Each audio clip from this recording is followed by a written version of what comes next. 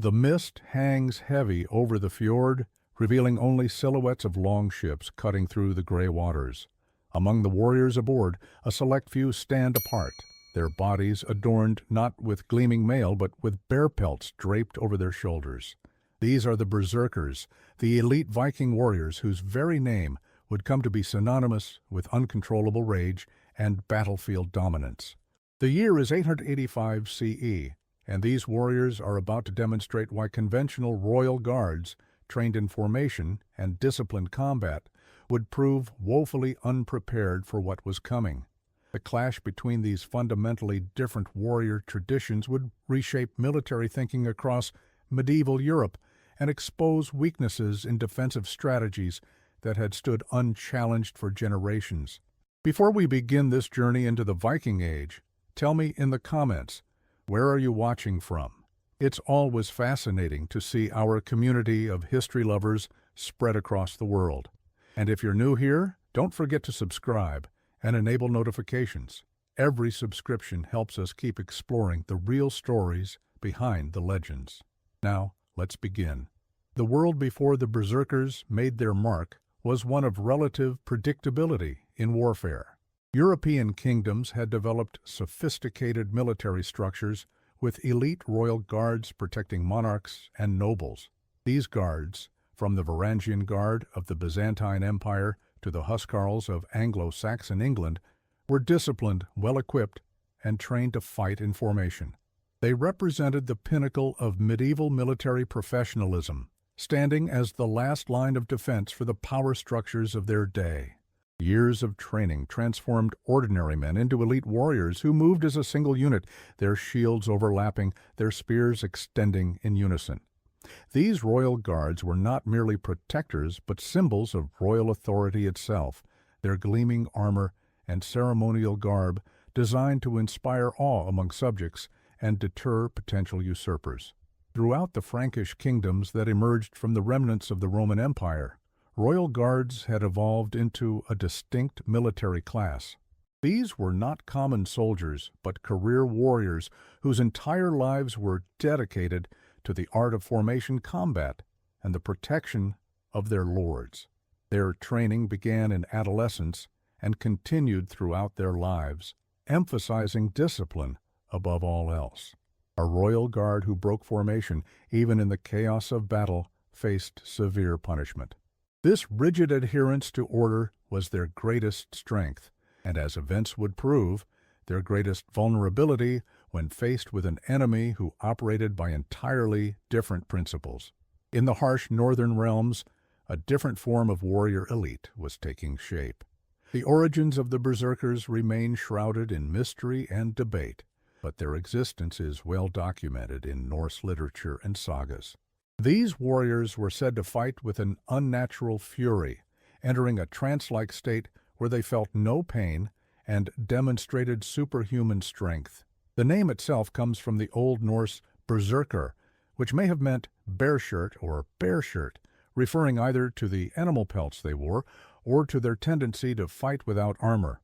Archaeological evidence from burial sites across Scandinavia suggests these were not merely legendary figures, but real warriors who occupied a special status in Norse society. The sagas describe how berserkers would be called upon during times of greatest peril, when conventional warfare had failed. They were kept apart from regular troops, sometimes being granted land at the edges of settlements where their volatile nature would pose less risk to the community. Unlike royal guards who trained daily in formation tactics, berserkers cultivated their abilities through rituals shrouded in secrecy. Some accounts suggest they would spend days before battle in isolation, engaging in practices designed to separate them from their ordinary human consciousness and prepare them for their transformation on the battlefield. At the core of berserker identity was a deep connection to Norse religious beliefs. Many scholars believe these warriors were devoted to Odin, the god of war and death, who himself was known for shape-shifting and battle frenzy. The berserkers may have been part of a warrior cult that practiced rituals to induce their battle rage, known as berserksganger. This was not merely a psychological state, but was believed to be a divine transformation, a possession by spirit that made them more than human on the battlefield. The 13th century Icelandic historian Snorri Sturluson wrote that Odin could make his warriors go without their mail coats and be mad as dogs or wolves. They slew men, but neither fire nor iron had effect upon them. This spiritual dimension set berserkers fundamentally apart from royal guards, whose martial prowess was grounded in technique and discipline rather than religious ecstasy. While a royal guard might pray before battle, his effectiveness depended on maintaining clear-headed focus throughout combat. The berserker, by contrast, sought to transcend ordinary consciousness, entering a state where tactical considerations gave way to pure aggressive instinct. This fundamental difference would prove decisive when these two warrior traditions finally clashed. The technology of the North played its part in shaping the berserker phenomenon. While royal guards across Europe invested in heavier armor and formations designed to maintain discipline under pressure, berserkers pursued a radical alternative. They often eschewed heavy armor, relying instead on mobility, intimidation, and overwhelming aggression. Their weapons were typically practical: axes, spears, and swords, but it was not their equipment that made them formidable. It was their seemingly supernatural ability to ignore wounds that would incapacitate ordinary men. The sagas describe berserkers continuing to fight, even after receiving injuries that had severed limbs or exposed internal organs. Accounts that, while likely exaggerated, reflect the extraordinary pain tolerance these warriors exhibited. This divergent approach to protection reflected deeper differences in combat philosophy. Royal guards, with their shields locked together and bodies encased in the finest armor available, sought to minimize risk through collective defense. Berserkers, by contrast, accepted and even embraced risk as a pathway to transcendent combat performance. Their minimal protection allowed greater speed and stamina, qualities they leveraged to disrupt the carefully maintained formations of their opponents. What appeared to be recklessness was, in fact, a calculated trade-off, sacrificing individual safety for overwhelming offensive impact. The expansion of Viking influence throughout Europe was driven by many factors: population pressure, climate change, political instability, and the lure of wealth abroad. But the military advantage provided by berserker shock troops cannot be overlooked. Where conventional armies relied on discipline and formation, Viking raids introduced a psychological element of terror that conventional defenses were ill-equipped to counter. The presence of berserkers in the vanguard of Viking forces sent a clear message. These were not ordinary foes. Contemporary accounts describe defenders abandoning otherwise defensible positions at the mere rumor that berserkers were among the approaching Viking force. Such was the dread these warriors inspired. The Norse expansion across the North Atlantic into the British Isles and along the rivers of Eastern Europe changed the geopolitical landscape of medieval Europe. Kingdoms that had enjoyed relative security behind their walls and royal guards suddenly found themselves vulnerable to raids that seemed to materialize from nowhere. The longship technology that enabled Vikings to navigate both open seas and shallow rivers complemented the berserker advantage, creating a new form of warfare characterized by unpredictability and psychological domination. European rulers scrambled to adapt their defenses, but conventional wisdom offered few effective counters to the berserker threat. Our historical narrative focuses on a pivotal encounter that would demonstrate the obsolescence of traditional royal guards when faced with berserker fury. According to the sagas and fragmentary historical records, a Viking force led by a warlord named Hastein launched a raid against a Frankish coastal settlement in what is now northern France. The local lord, warned of the approaching longships, assembled his household guards, professionally trained warriors who had spent years honing their skills in formation combat. These were not inexperienced militia, but veterans of numerous conflicts against conventional foes. Their commander positioned them at the settlement's vulnerable points, confident in their ability to repel the Norse raiders through superior discipline and defensive positioning. The Frankish preparations followed established military doctrine. Their guards formed a shield wall at the narrow approach to the settlement, where the Vikings would be forced to attack through a constricted space that nullified their numerical advantage. Behind this front line, archers were positioned to rain missiles on the attackers. Reserve forces stood ready to reinforce any point where the line might waver. By all conventional military wisdom, this was an optimal defensive arrangement that should have been able to withstand an assault by a significantly larger force. The Royal Guards took their positions with a confident precision that came from countless hours of drill and training. What transpired next would be remembered in the annals of military history. As the Royal Guards formed their shield wall at the narrow entrance to the settlement, expecting a conventional assault they could repel with superior discipline, something unexpected occurred. A small group of berserkers, perhaps no more than 12 men, approached the shield wall. Witnesses described them as trembling with fury, biting their shields, making inhuman sounds, and seemingly impervious to fear. Some accounts claim they cast aside their own shields entirely, wielding their axes two-handed in defiance of all conventional battle wisdom. The Royal Guards, observing these strange preparations, maintained their formation, while unease began to spread through their ranks. The berserkers did not wait for the main Viking force to join them. Without warning or apparent signal, they suddenly charged toward the shield wall, moving with a speed that seemed impossible for warriors carrying weapons. Most shocking to the defenders was the complete absence of any tactical approach. The berserkers made no attempt to find a weak point in the formation, but instead ran directly toward its strongest section, where the most experienced Royal Guards were positioned. This apparent suicide run defied all military logic and created the first seeds of uncertainty among the defenders, who had been trained to expect rational behavior from their opponents.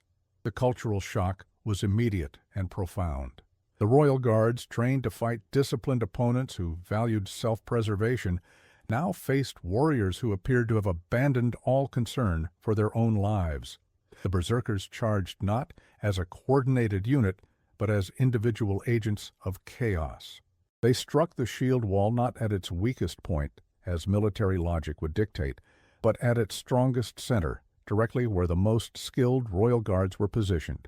This counterintuitive approach created confusion among defenders trained to anticipate conventional tactics.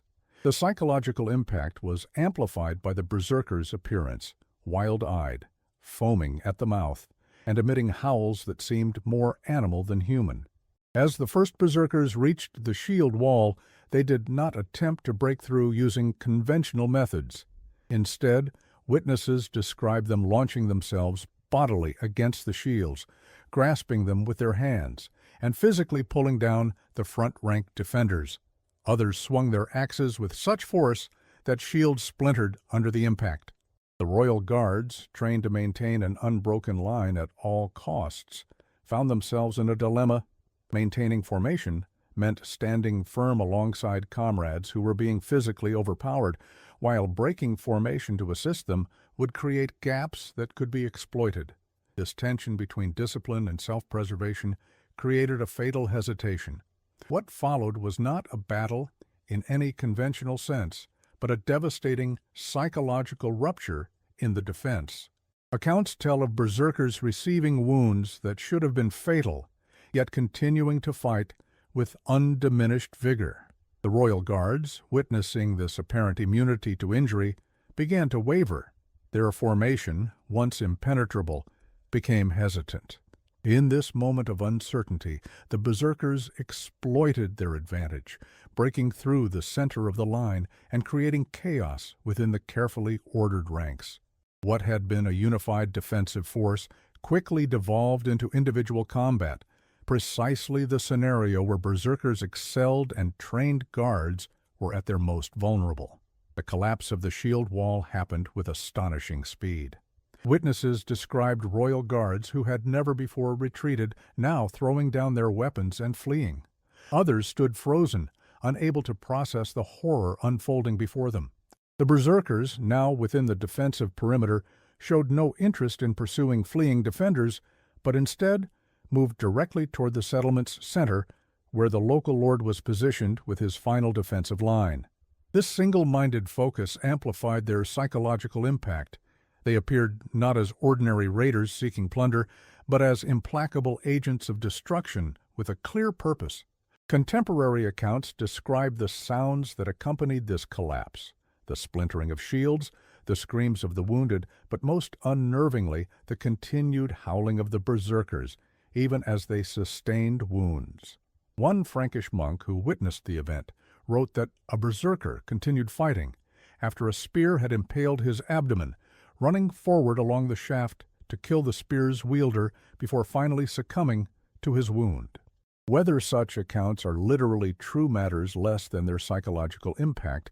Defenders came to believe they faced not merely skilled warriors, but supernatural beings immune to normal human limitations. The aftermath transformed military thinking in parts of Europe that faced Viking incursions. Royal guards, once considered the pinnacle of military effectiveness, were revealed to have a critical vulnerability. They were trained to fight opponents who adhered to similar rules of engagement and shared a common understanding of battlefield conduct. The berserkers operated outside these parameters, creating an asymmetric advantage that conventional forces struggled to counter.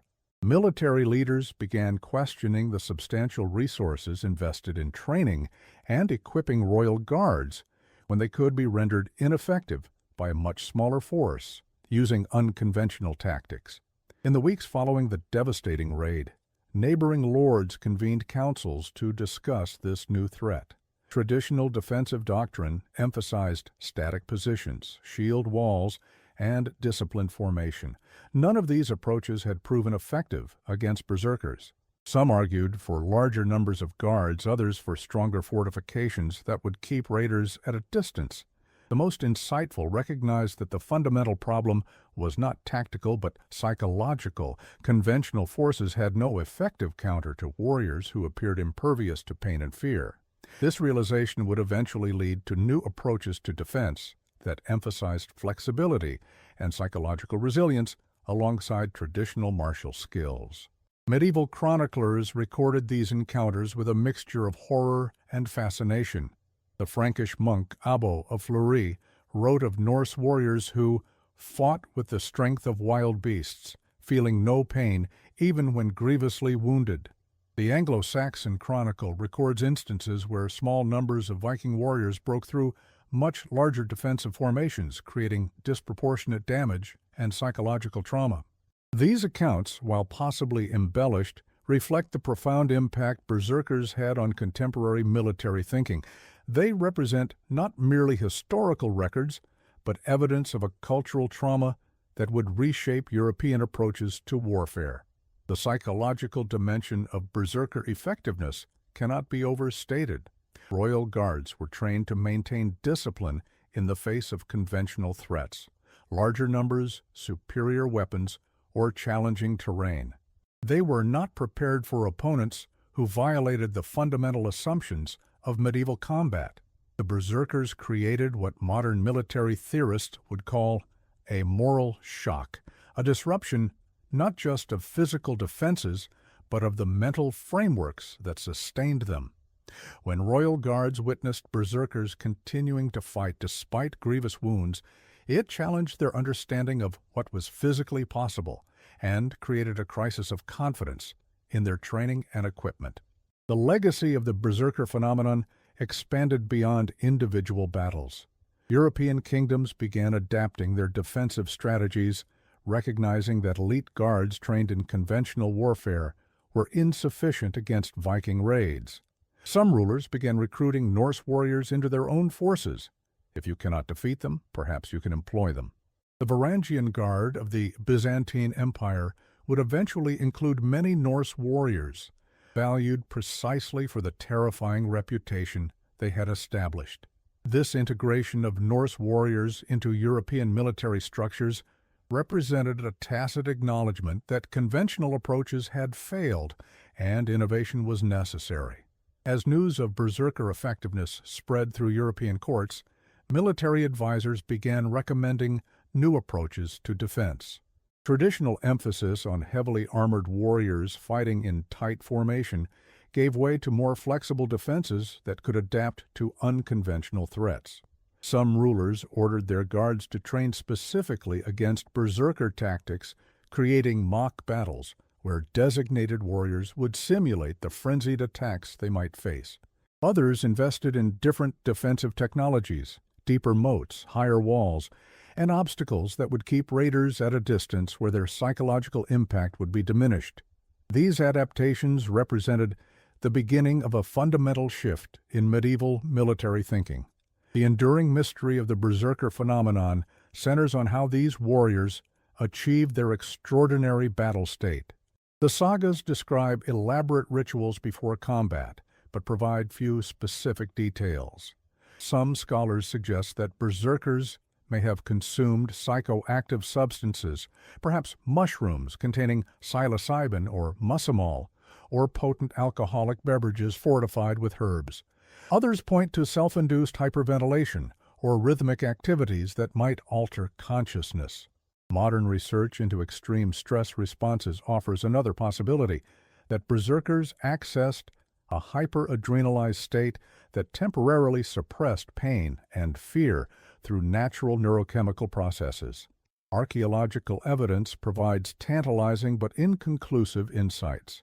Excavations of Viking burial sites have uncovered warriors interred with bear and wolf pelts, consistent with descriptions of berserkers in the sagas. Some graves contain residue from vessels that may have held psychoactive substances. Most intriguing are skeletal remains, showing evidence of wounds that would have been immediately fatal, yet show signs of continued movement after the injury was sustained, suggesting warriors who continued fighting even with mortal wounds. While none of this evidence definitively proves the supernatural aspects of berserker accounts, it does support their historical existence as a specialized warrior class with extraordinary pain tolerance. As the Viking Age progressed toward its zenith, the nature of warfare itself was transforming. The berserker tradition began to wane as Viking societies themselves became more settled and integrated into European political structures. By the late 10th century, as Christianity spread through Scandinavia, the pagan warrior cults associated with berserkers faced increasing pressure. Christian authorities viewed berserker practices as demonic and worked to suppress them. Viking leaders, seeking legitimacy in the eyes of European powers, gradually distanced themselves from these primitive warrior traditions. The old ways were giving way to new political and military realities that had no place for warriors who entered battle in a state of religious ecstasy. The decline of berserker warfare coincided with broader changes in European military technology and organization. The emergence of heavily armored cavalry, what would eventually evolve into the knight class, created new battlefield dynamics that emphasized individual martial skill over mass psychology. Improved fortifications made raiding more difficult and less profitable. The increasing professionalization of medieval armies left less room for warrior cults operating outside the chain of command. These developments did not happen because berserkers were defeated in battle, but because the conditions that had made them effective were gradually disappearing. The end of the berserker era came not through defeat but through evolution. As Viking leaders established kingdoms and dynasties across Europe, they gradually adopted more conventional military structures. The descendants of berserkers became knights, huscarls, and professional soldiers.